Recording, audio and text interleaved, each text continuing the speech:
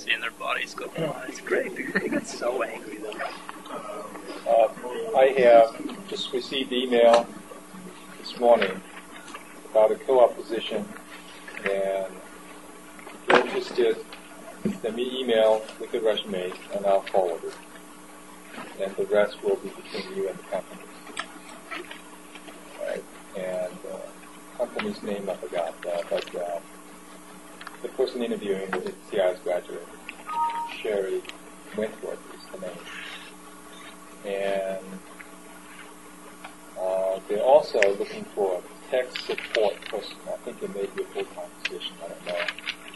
But you can talk to her, or with her permission, you can send me an email, and I'll just send her contact information to you, so you contact her to ask about the position.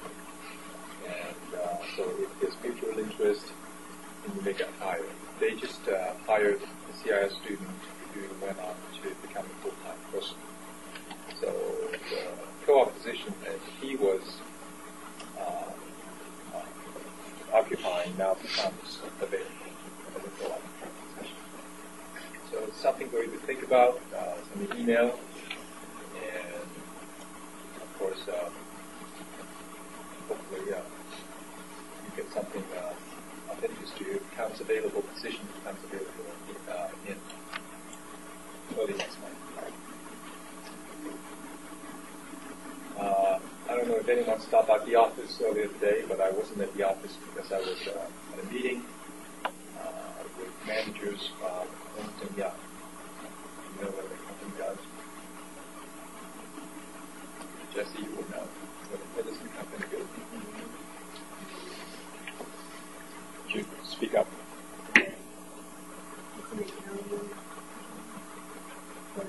Okay. Right. It's an accounting firm, one of the big four. It's a huge accounting firm. And they hire accountants, and they also hire CIS graduates. And the topic of interest is IT auditing. And it's a growing business, and they're interested in hiring UofL graduates. So I described CIS program to them. They're very interested in students with a security track. We have a security track, right? And I also told them about accounting students taking CIS classes, the minor, CIS minor. And so they may come in to interview students for those positions. And he said one of the biggest requirements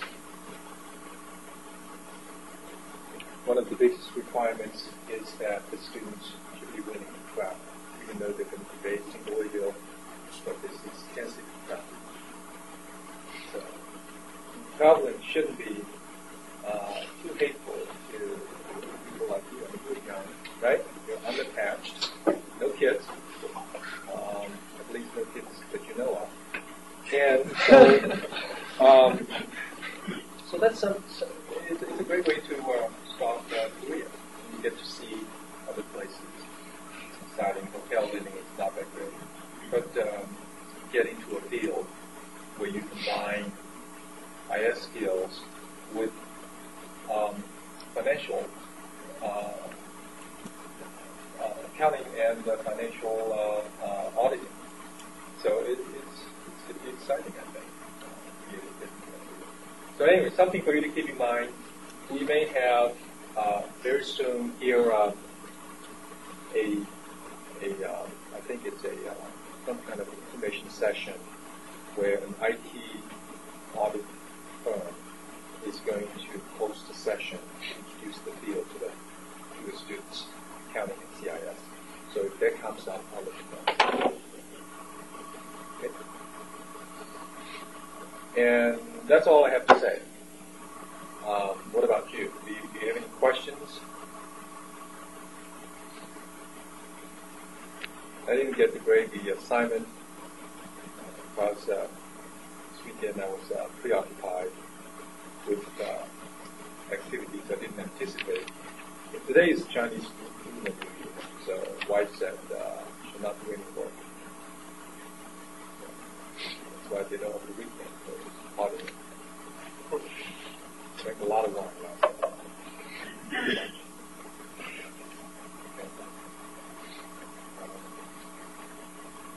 Now for students, you cannot drink. It's only for professors, Chinese professors. Do you have any questions about the assignment, homework? No. Okay. Very good. We're going to continue with Chapter 2. We started Chapter 2. We talked about a lot of the concepts that you're going to see in Chapter 2, but this discussion today is going to be more formal. So you know what the data model is, right? It's an abstraction. In other words, the data model keeps the essentials and the relevant, not just the essentials, but also the relevant. In fact, the relevant should come first. You know, what's the essentials? And so, if you're modeling, say, for example, an information system or a database for college, right? Then you would be interested in students, faculty, classes, and so on and so forth. And you wouldn't be interested in, say, for example, hobbies of students. So that's just an example. So data modeling is usually an iterative and progressive process, meaning, of course, that you rarely, unless it's a really simple problem, you rarely come up with the model for a system after one iteration. You usually have to come up with something, go back to the users, present it to the users, and the users make changes, suggestions, and of course it comes back to you, and then you make modifications, and that process, of course, they have to continue usually for quite a bit of time before you can finalize the modeling process. And needless to say, modeling is important, and it's used as the guideline for the implementation of the information system or the database in our case. Just like designing a house, right? Before you build a house, you like to have a design. And the one next to us, it's almost near completion. Before that, they had all kinds of drawings, and that's the design. And when you build an information system, you have to design the system first. And when you build a database, you have to design the database first. So that's what the data model comes in. The basic building blocks, the basic constructs of a database model include entities. Now, entities really, for the majority of this class, will refer to a table, a collection of records. That's what an entity is. But in the beginning, when it's first introduced in the chapter, an entity is introduced as a record. But really, an entity, for our purposes, will refer to a table. Right? So entity is a table. What's a table? A table is a collection of records. An attribute, of course, is a field of a record, and the record contains usually a bunch of fields, right? And these fields are together in a record because they logically belong together, like the attributes of a particular student. And relationship is, of course, we have seen that. It's a construct or a building block that's used to connect two tables. And in a drawing, you use a line to connect two tables to represent a relationship, as we did last week. Can someone tells me how a relationship is actually implemented? Yeah. In a relational database, if you were to actually build the database, how do you implement the relationship?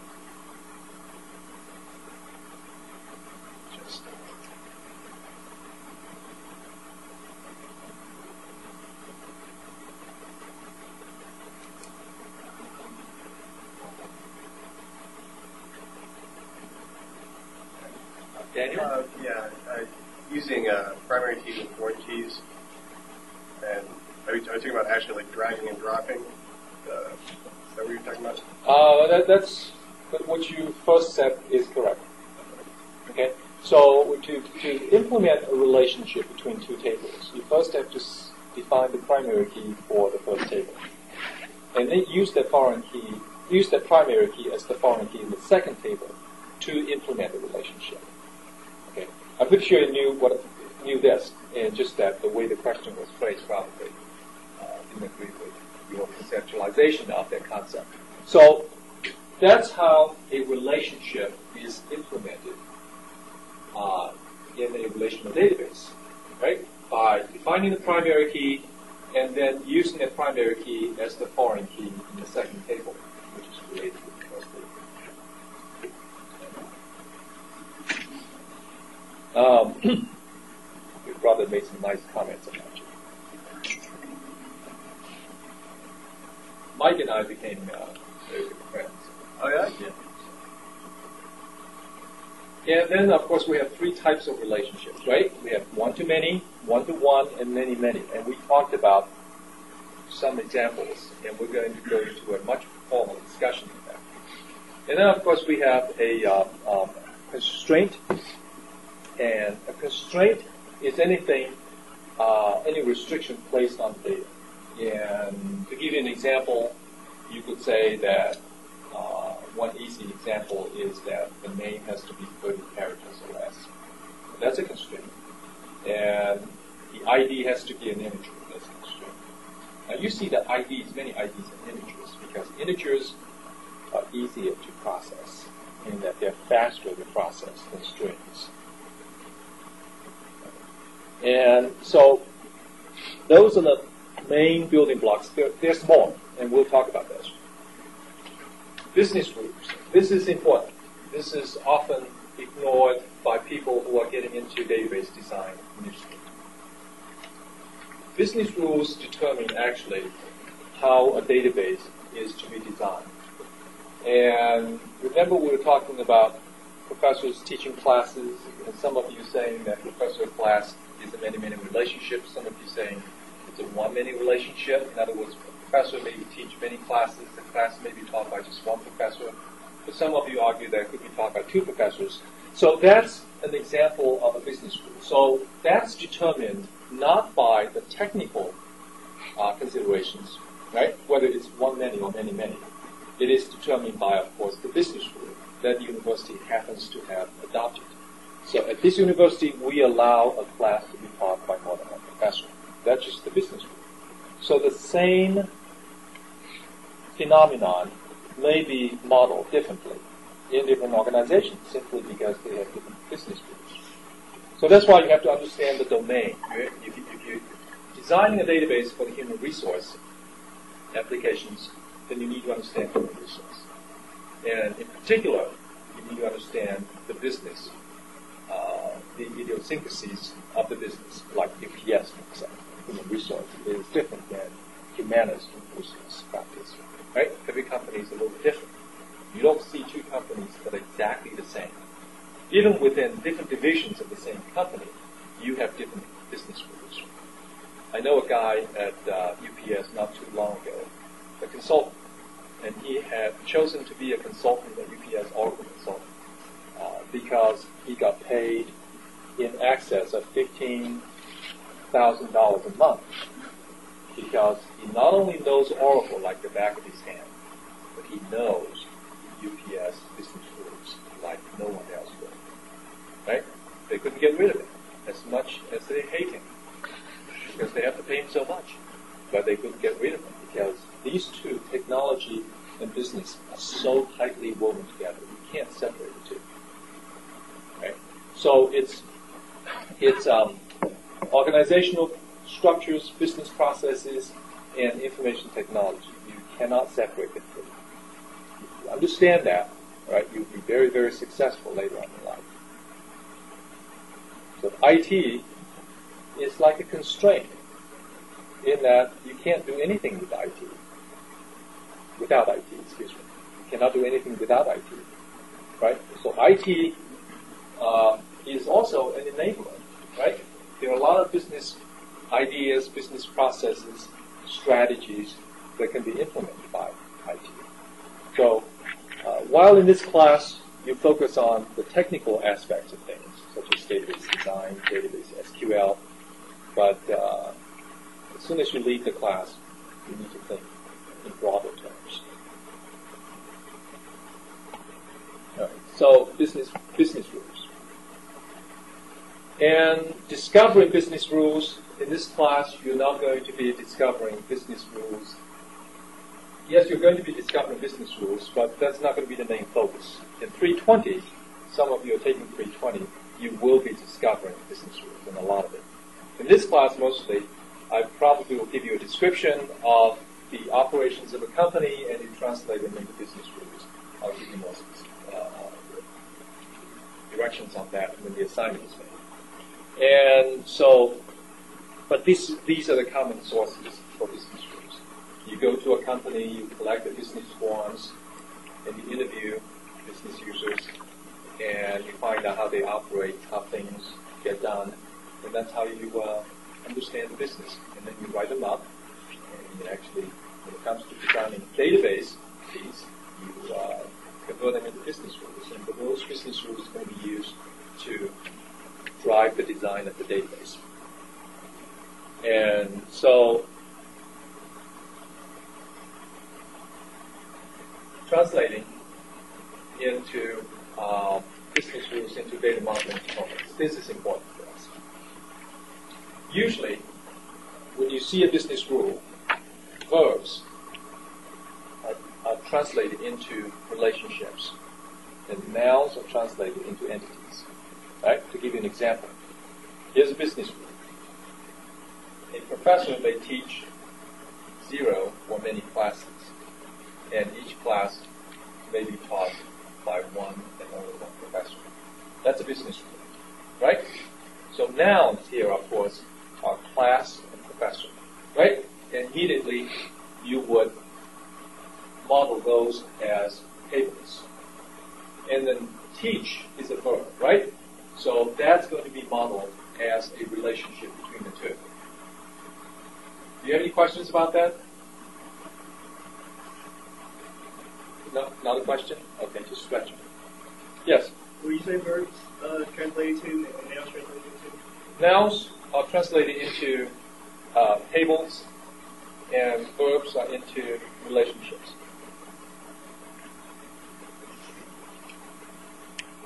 Any questions? Okay. So, more formally, when you define a relationship, you have to define it both ways, right? We say a professor may teach 0 or more classes. Actually, let me write it down.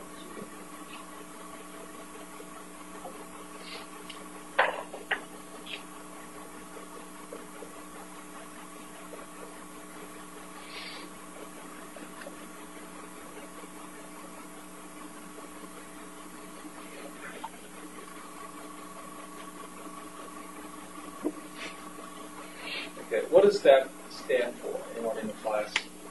Mike, what does that stand for? The circle or the... The circle. It's optional. Optional. Can you explain what does it mean?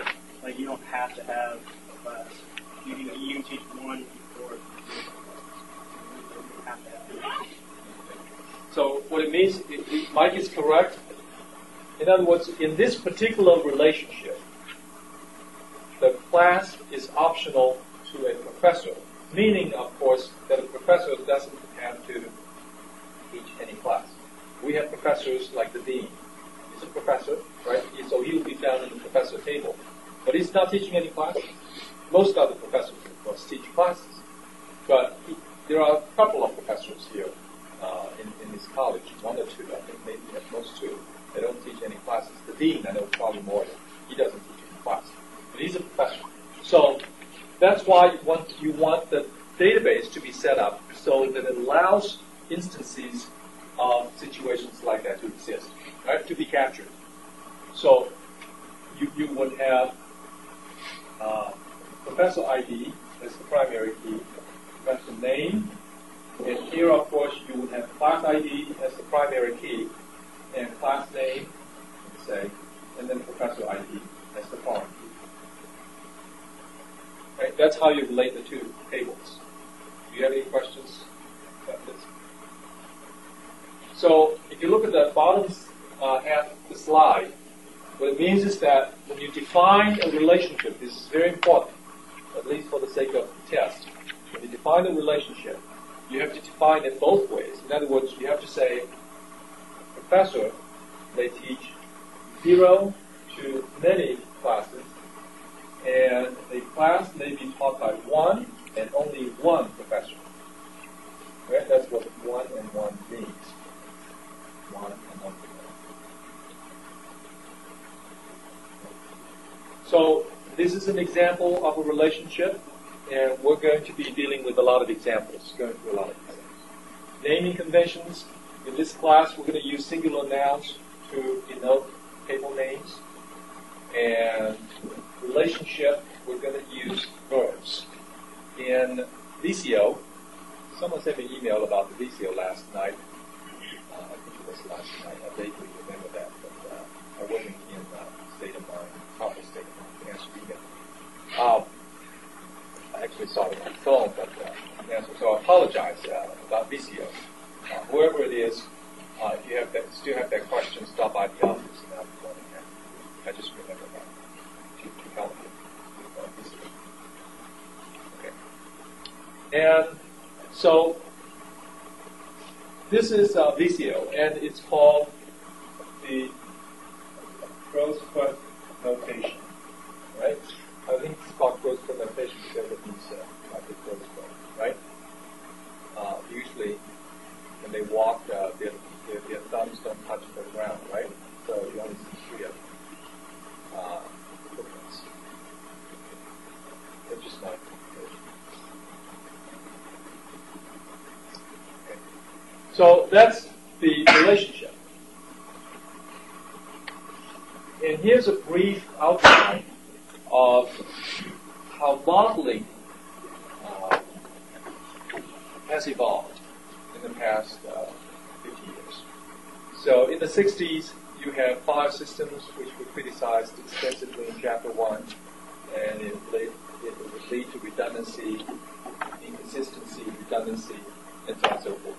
And then the second, of course, generation is hierarchical and network, which I just want you to know that those models exist and are still being used to a very, very small degree, but we're not going to be excited about them at all in this class, as long as you know the names. Right? That's all that's required. And then, of course, relational, which is the focus in this class. We're going to study the relational database model because that's the one that's being used today and for the foreseeable future. And then you have object-oriented model, in which you studied some. You really didn't get exposed to object-oriented modeling in 199. If you're taking 200, then you will be exposed to some serious object-oriented modeling. And object-oriented modeling is important. I know that you, like me, do not like Andrew, but I still highly recommend that class, right? 200. It will serve you well. CIS 200, you will get seriously exposed to object-oriented modeling concepts. And object-oriented modeling has been combined with relational modeling to some degree, but it's so transparent to the end users, and it's not mainstream at all. So we're not going to discuss that. And then, of course, the next generation is XML-based hybrid databases. And what's interesting is that from what I have seen is that you know that XML-based technologies are the backbone of the internet, right? So right now we have a process of translating data from a relational format into an XML format. In fact, SQL Server supports that. You can directly generate information from within the SQL Server and present them in XML format. And you can define EDTs and so on and so forth in that. But for this class, unfortunately, we don't have time to address that. If time permits, towards the end of the class, I may talk about that a little bit, but I think that is important for you to be expose yourself to XML-related technologies. And so, and God knows what the future may bring. We're going to ignore that, and that, and that, and that, and that. This is what we're going to focus on in this class. It was initially proposed by Todd, who was with IBM at the time. It's fairly recent, right? 70. Those of you are like ancient. But in the 70s, that's when the model, as a mathematical model, became popular. And table, it's all relations, because a table, I should write this down. In this class, you're going to see these terms used interchangeably. Entity, table, relation. And entity you might find intuitive, right? A table is an entity, right? So, native speaker of English will find entity to be an intuitive term to be used interchangeably with table. But relations is kind of awkward, right? You find it awkward. Why would you use relations? Because the relational data model is based on a branch of mathematics called relational algebra. I will expose you to it, very limited exposure in this class. You know algebra, right? You know 2 plus 2 is equal to 4, and so on and so forth. So relational algebra is like regular algebra, but the difference is that the operands, instead of 2 or 15 or 17, will be tables. So you can add two tables together, you can subtract one table from another table, you can multiply a table by another table, and so on and so forth. And this is the branch of mathematics that the entity relationship modeling model is based upon, the relational database model is based upon. That's why sometimes you see a table referred to as a relation, because a table is a relation. The relation is essentially a set. So it was considered impractical in 1970 because it would consume a lot of resources, like RAM. And the smallest machine in terms of RAM that I used at how much? How little RAM? Like 16K of RAM, 32K of RAM. And you may find that to be unbelievable, but I developed a program for GE engineers, for the appliance problem engineers, to capture their appliance designs. Like, I remember one of the examples was the microwave oven. Right? It's an assembly. So I wrote the entire application in C type, and with 32 K of RAM, something like that. And so you had to do a lot of things in the background yourself. For example, today, if you want to access the video, the graphics of the machine, you just, I don't know how to do it today, you use a long pointer. But at the time, I had to directly go into the memory, find a segment, right, and secure that, and I would dump information content directly to the memory, byte by byte, because that's fast, lightning fast, even though, so I bypassed a lot of the overhead that we have today. Today, programming is a lot easier. It's not at as low a level as it used to be, in that you can focus on the logic, right? The program is as opposed to the very low-level stuff. So you have the model that was conceptually simple but expensive in terms of computing power. But of course, as hardware power increases, right, or has been increasing for the last, 30 years or so, right? at a rapid pace. And that became less and less of a problem. So now we have RDBMS, Relational Database Management System. And we will be using entity relationship diagrams, ERDs. So if you hear ERD, that's what it stands for.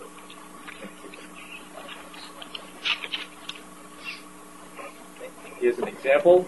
We talked about this agent and customer relationship. If you look at the first column in the agent table, we have 502. And 502, of course, appears several times in the customer table. And that's how we implement that relationship, the one-many relationship, right? Can someone try to describe this relationship as if you were answering a question on the first test? Okay, I need to bring this to the define a relationship.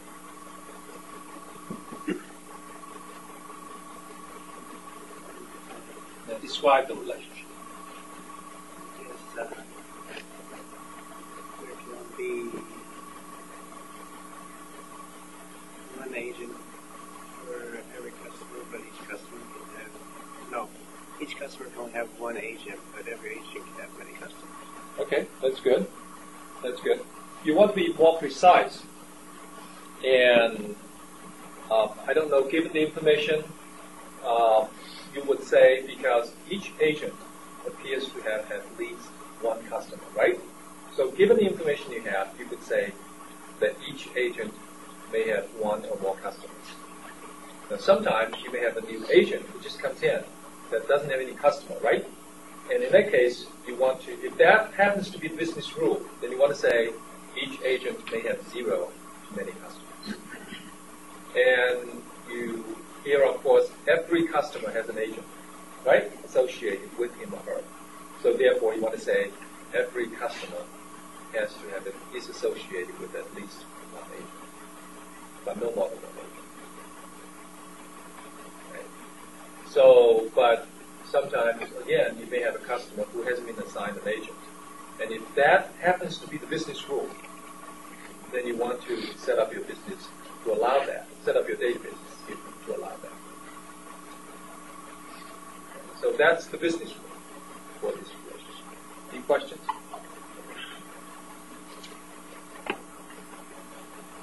Here is the ERD, a relational diagram in Access. You have all finished your Access assignment, I understand, right? It's not a difficult assignment, I hope. Again, I may have made a mistake by saying it's not a difficult assignment. Sometimes I do that, okay?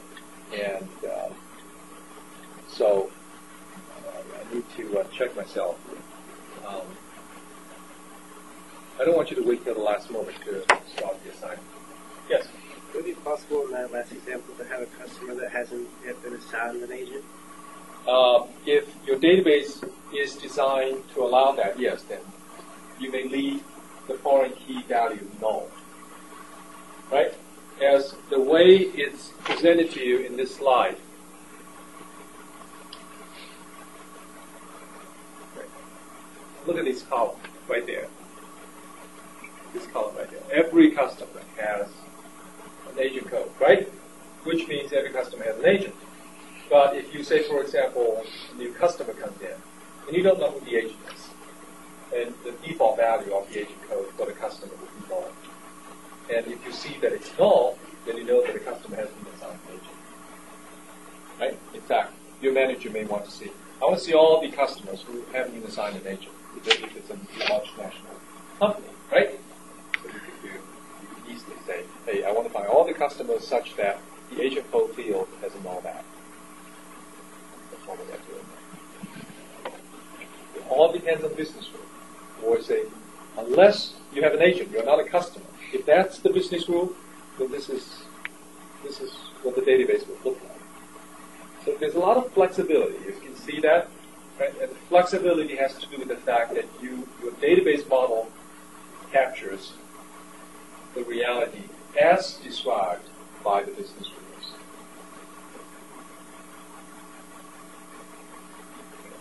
question?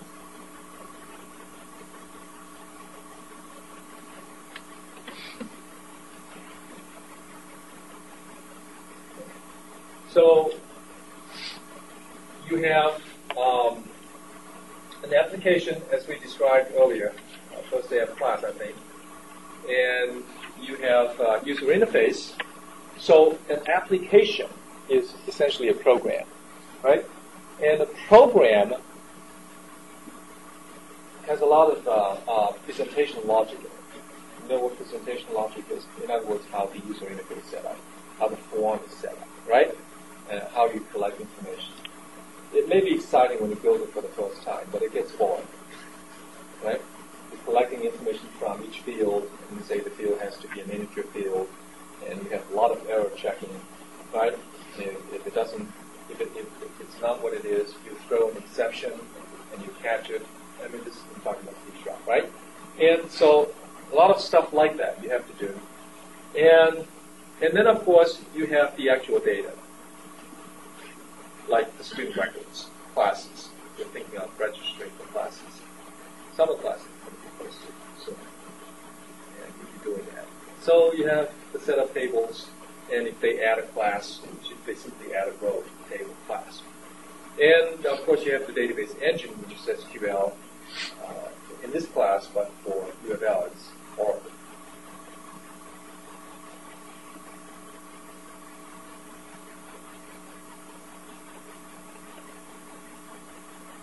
It's ERD, it's widely accepted, and as I said, right here, entity is equivalent to table. Okay? And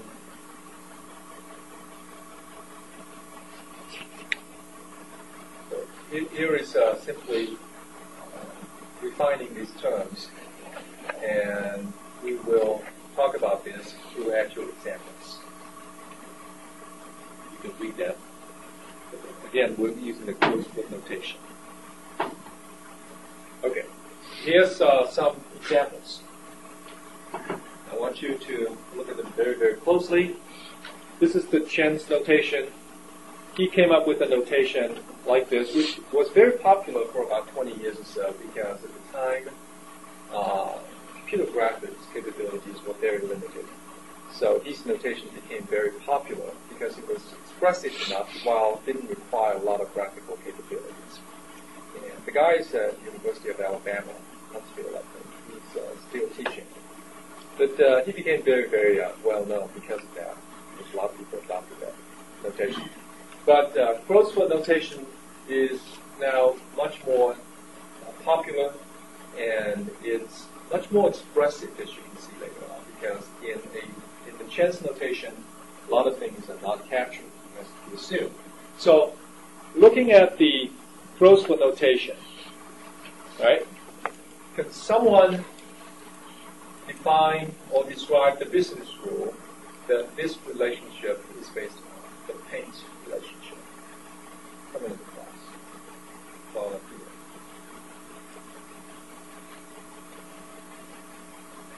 Yes.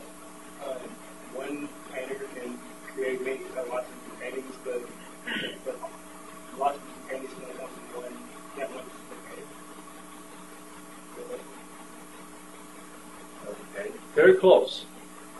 It wasn't precise enough. Yes, exactly. Each painting has one and only one painter. A painter can have one. Okay, that's correct. So,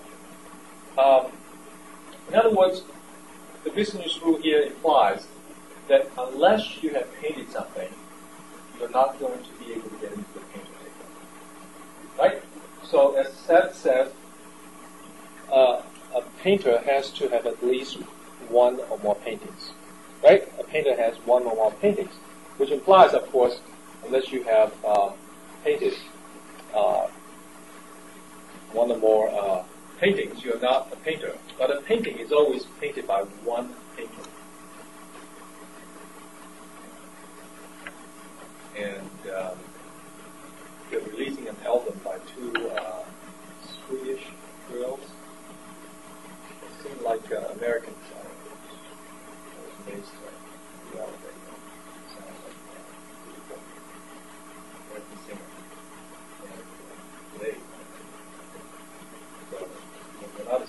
unless you have an album. And, this is another example. It's a many relationship.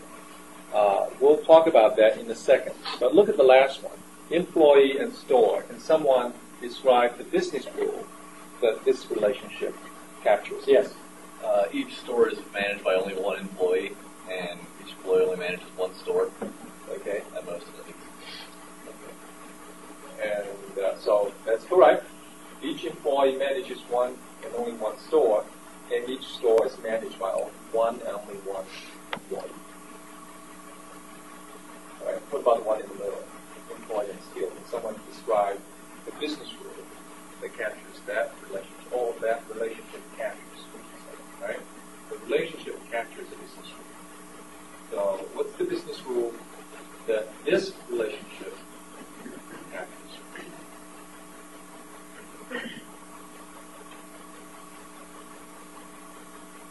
Multiple employees can learn multiple skills, and multiple skills can be learned by multiple employees.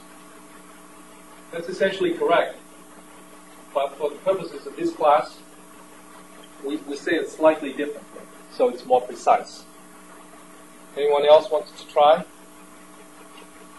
An employee can learn at least one or many skills, and a skill can be learned by an employee of one or many employees. All right. At least one or many employees. That's correct.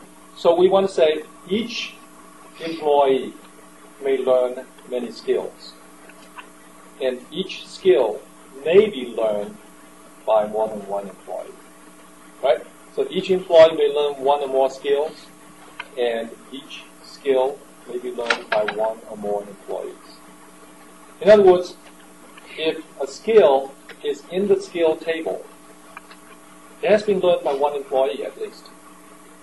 Right? And if you have an employee, if you are an employee, then you know at least one skill.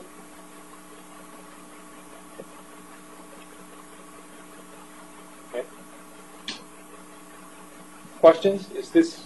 Yes? If you wanted to change it to a skill that needs to be learned, but you haven't actually no employees learned it yet, do you actually change the notation, or is that just something more behind the scenes? Change the notation. In your case, you would change, if you want to represent the fact that a skill may not be possessed by any employee. If you want to represent that fact, okay, then you want to change that vertical bar, which is a 1. This is like 1 many. You want to change that 1 to a 0, which is a circle in VCO, right? So if you change it to a circle, which is also stands for optional, it means the skill table is optional to the employee table. Right? That's the terminology used.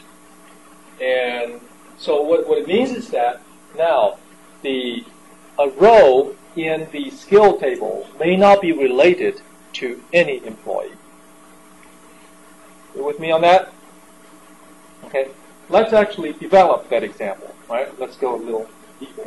But as given in the on the board.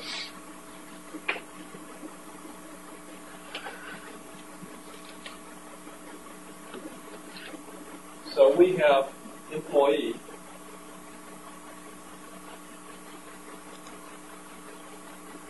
and employee ID, employee name,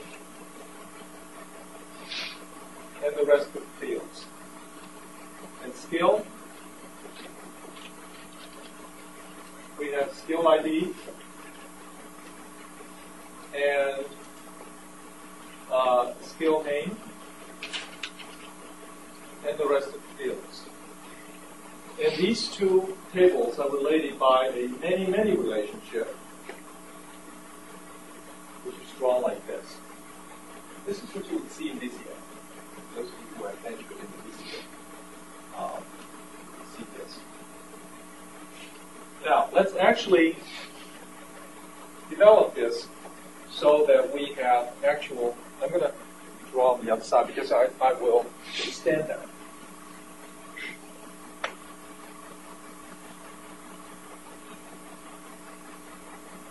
So let's take a look at the employee table.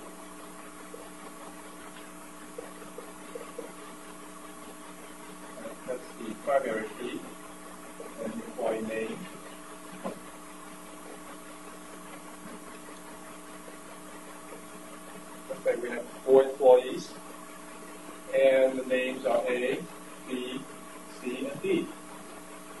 And we have some skills.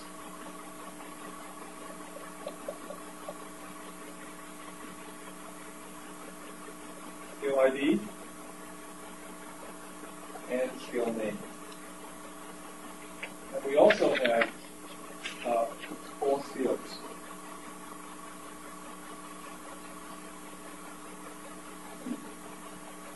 Okay. First skill is C#. Second skill is database. What's that third skill?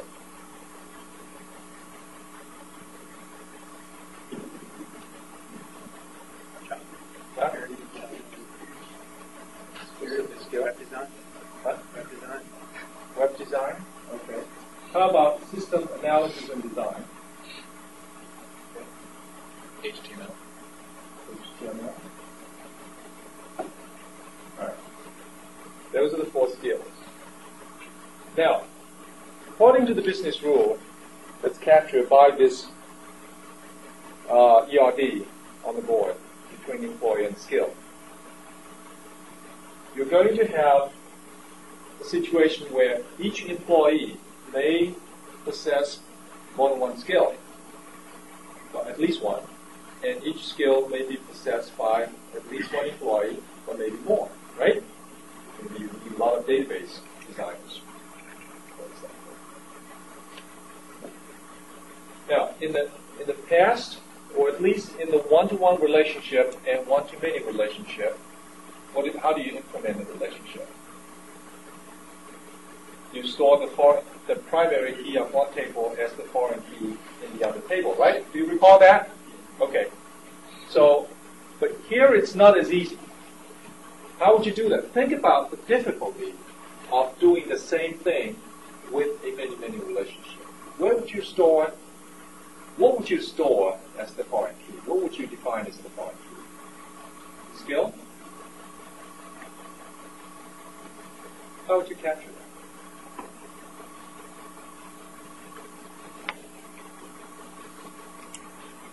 Okay. Let's think about this.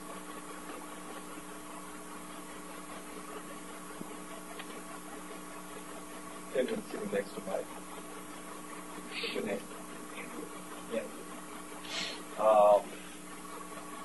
How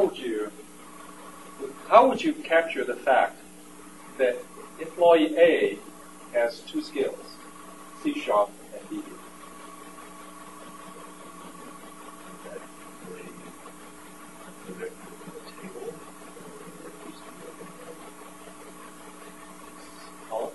Columns that have how many skills they have. Okay. Well, let's think about the column option first. If you introduce a column for you can capture only 1 skill, right? Say skill 1. Should say have multiple columns or options. Multiple columns? How many columns? As many as you need. So you're going to define, essentially, you can't define the table with as many columns as you need. No, but I mean, how many skills are there going to be? You can have that many columns. No, not that many skills. Well, okay, so you say, Mike, it might be reasonable to think that you can have, let's say, a maximum number of skills. Any employees with more than the maximum number of skills, we don't want.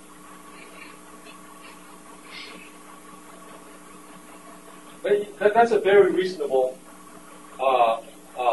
option, though. Okay. So, but the problem is that if you reserve 3 spaces, right, and if most employees only have 1 skill, then you're going to waste storage for the other 2 columns, right? Okay. And also, retrieving information about skills may be a little difficult because the skill names are going to be called S1, and then S2, and then S3, and S4, and S5, and so on. And so you have to do a lot of string manipulation as you retrieve. You have to use a loop application. But that's not the most important reason. The most important reason is that this is not flexible. Right? The same thing would happen with if you were to do it on this side as well, right? So typically, what happens is that we use a so-called bridge table. In the many relationship, right? In the many relationship, we use a bridge table. And I'm going to show it to you. And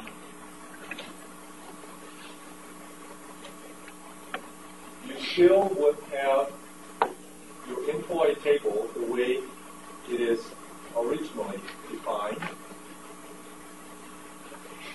You still would have your skill table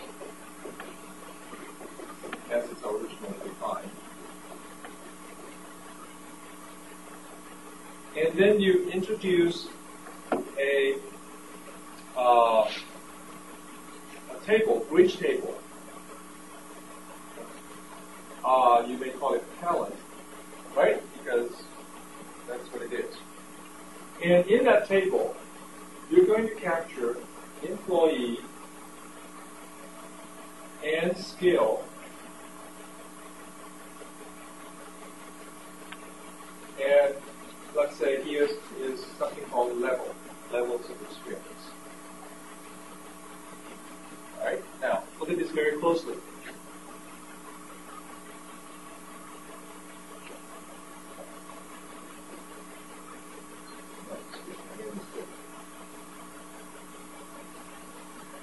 Okay. So this table, I'm going to redraw this table, all right? Because I should have drawn it as a conceptual model.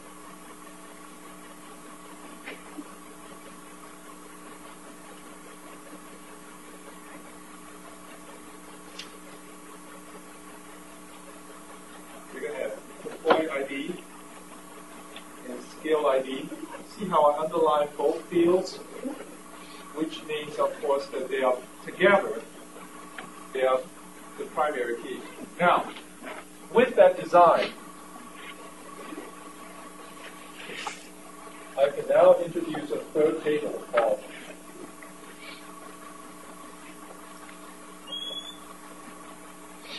talent. And the talent table would have employee ID, skill ID, and level of experience, certification, or whatever you might need. Now, say employee 1 or employee A has 2 skills.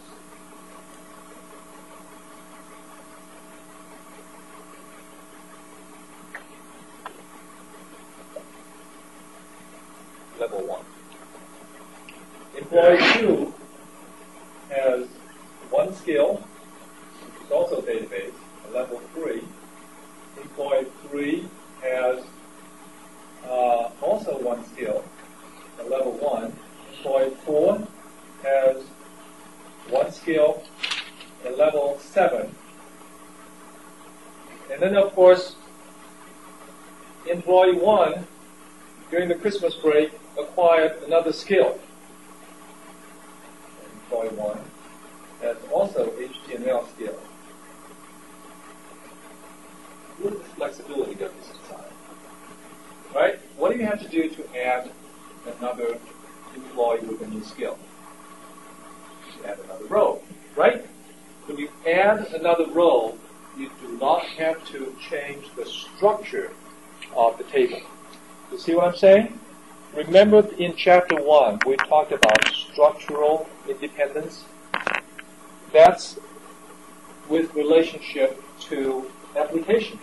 In other words, the changing of information, the changes in the database, right, do not affect the applications as much. If you were to use the earlier design, you add another column, then all of a sudden all these applications would have to change their class definitions so that they introduce another column. And all the methods would have to be changed. I mean, that's a lot of work, right? So this is called a bridge table. What's up there is called a bridge table. And when you have, this is conceptual. At the conceptual stage, you can represent a many relationship like this. Right? This is implemented.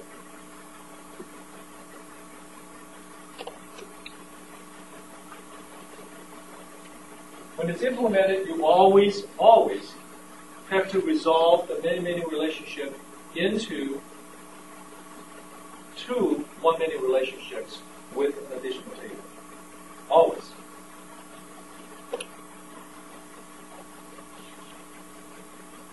Right? That's always going to be the case. Right? Please note that. No matter who wins Florida.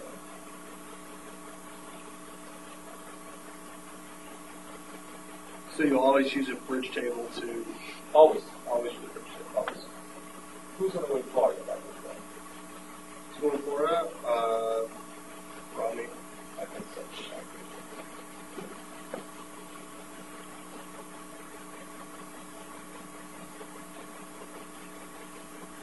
All right, so any questions about this? You think you can do this? Every time you see a many relationship, you can resolve it so that it's in. Let's do another one, all right? Let's do another example. This time, I want you to come up with a many relationship, and then we're going to resolve it into two one-many relationships.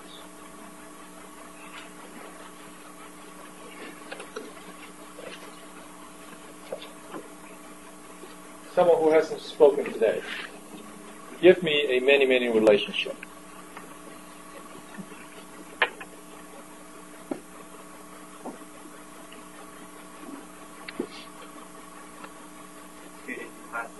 Student and classes, okay? That's good.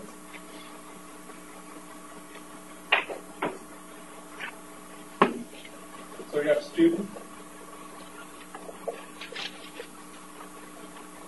student ID, and student name, and classes.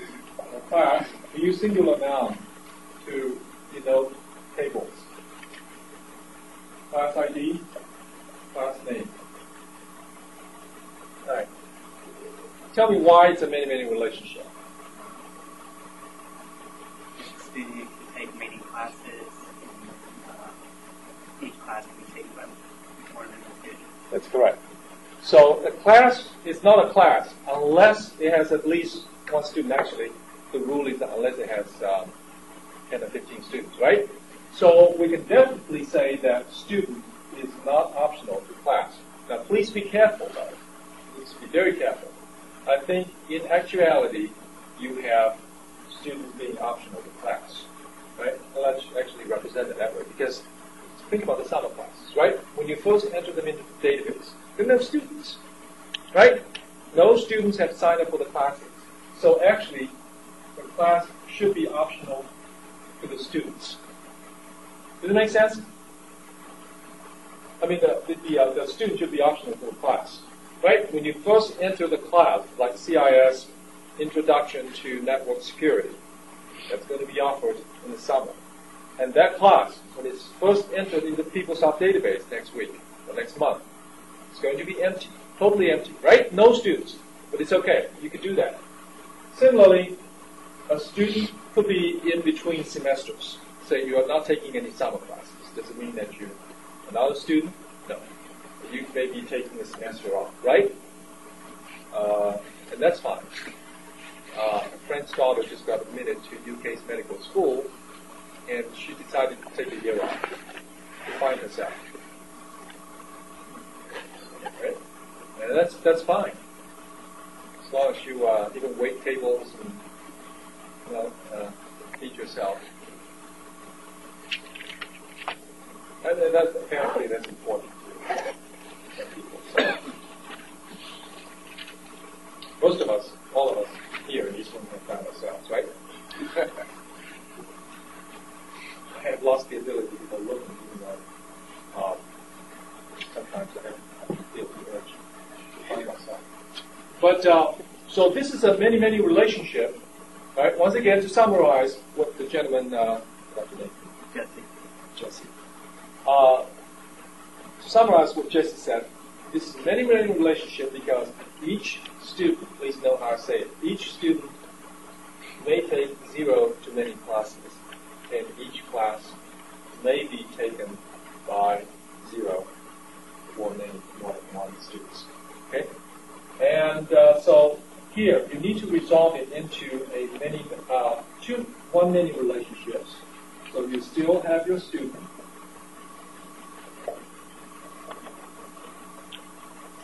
And you have your student name. And you have enrollment, for example. Because that's what it is, right? You have student ID and class ID together, uniquely identified row. And what would be a relevant field?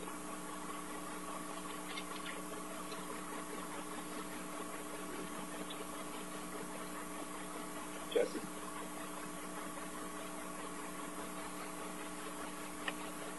I think it is very relevant. What do you think? What's a grade? A grade is a grade that a student has obtained for a class, right? When you talk about A, unless you're a straight A student, when you talk about A grades in general, usually when you talk about A, you got an A in database, right? You say you, a specific student. So that's a relevant field. There are many other examples, of course. And class, of course, just like student, hasn't really changed.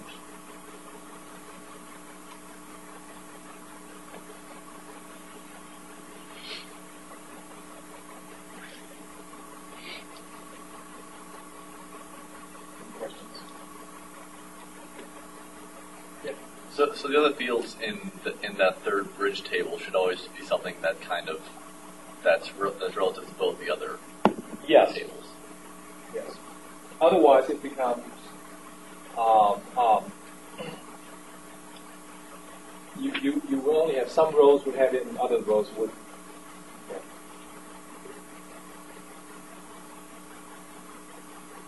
Other questions?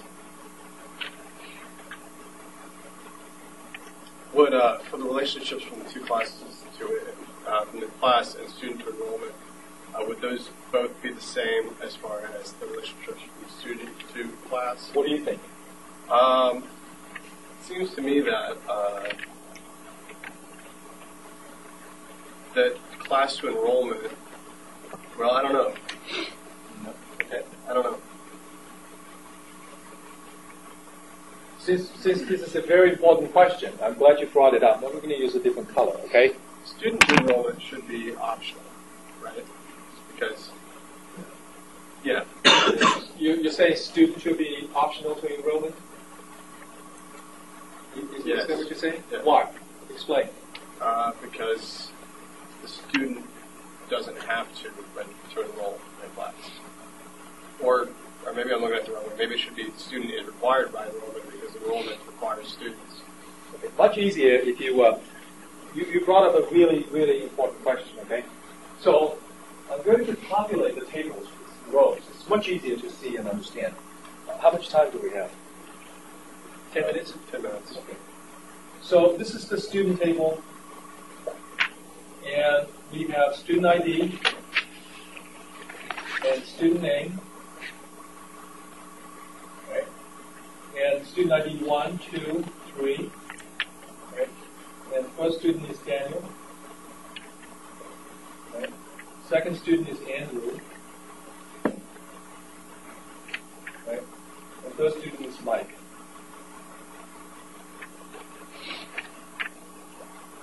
And let's have a fourth student. Fourth student is A.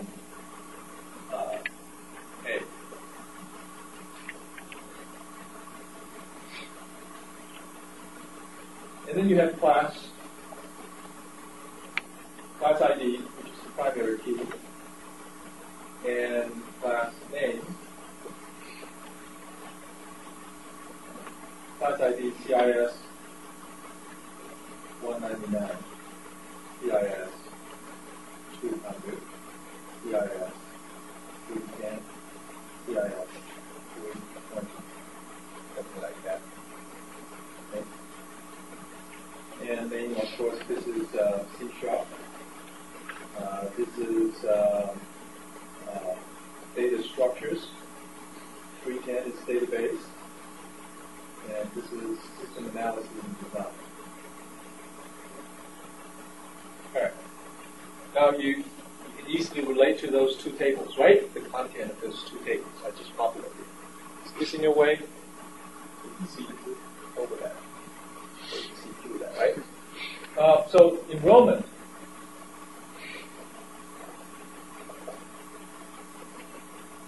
Would be like this. You will have student ID, class ID, and grade. Now, we want to capture the fact that Mike has taken 199 and 200, which is true, right? Okay. And so how do you, what would I put here in this table? 5 or 3. 3, and then? Yeah. Okay, of course, it's A. And 3 again, CIS 200. And it's also A. Right? And then we want to capture the fact that Daniel has taken 310. And we don't know the grade because you're still taking it. Okay? Hopefully an A. So now, you see, look at this. We have 2 students that are not currently taking any classes. Of course, this is completely hypothetical, right? So actually, Andrew is taking.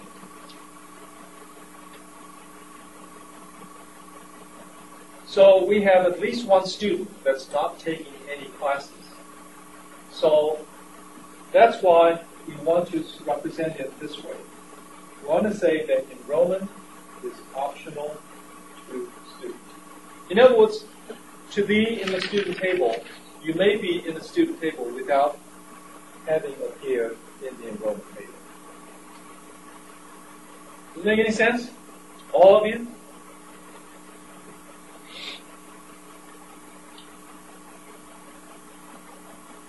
You came to school, right? You wasted time driving through traffic, spending money on gas. Something that you show.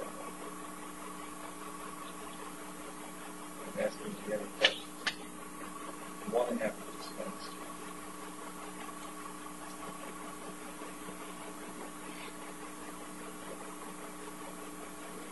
Don't be afraid to ask questions, right? It's your money. Okay. Similarly, on the other side, as you can see, we have classes 320 that's not in any of these rows, right? So therefore, enrollment is optional to class as well. In other words, you may have a class in the class table that has not appeared in the enrollment table. You see these two.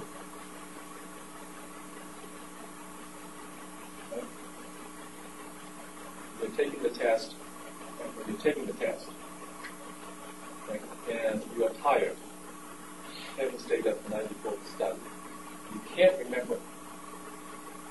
Try to recall that picture.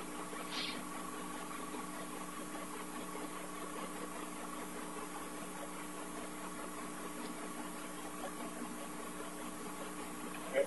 So this is how we do that. This is how we turn a many-many relationship into 2 one-many relationships with a bridge table, and this is an example of what the actual tables will look like.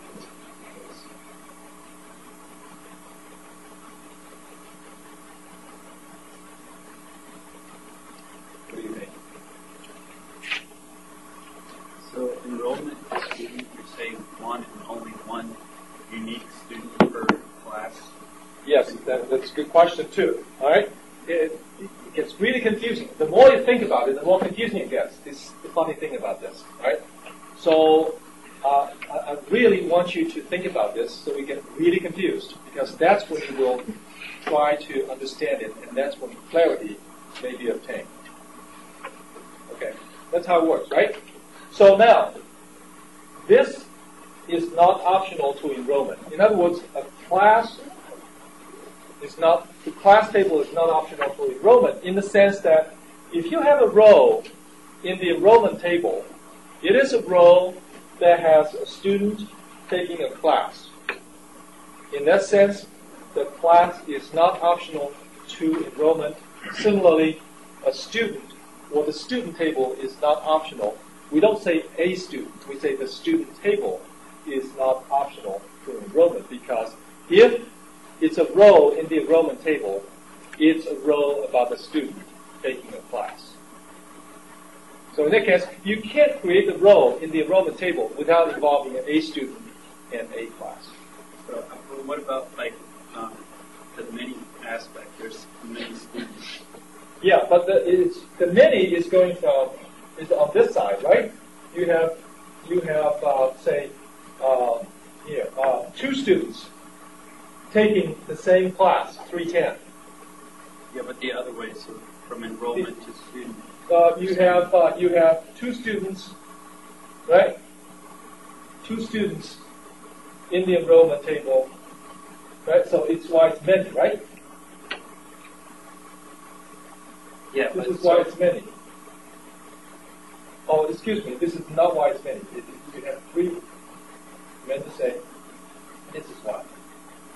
Right? You have many students, and also this is why you have many classes. Right? This is many. But from student enrollment, it's one and only one student. Yes, because each row in this table may be related to just one and only one row in the class table. Each row in this table may be related to one and only one row in this table. Each row in this table may be related to one and only one row in this table. Each row in your enrollment.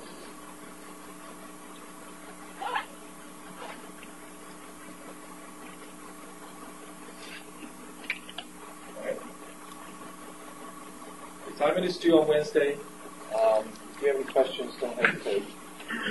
Your money has run out.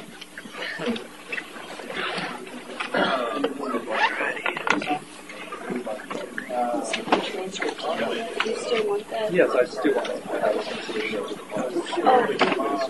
Okay. Not a hard copy, right? Or do you want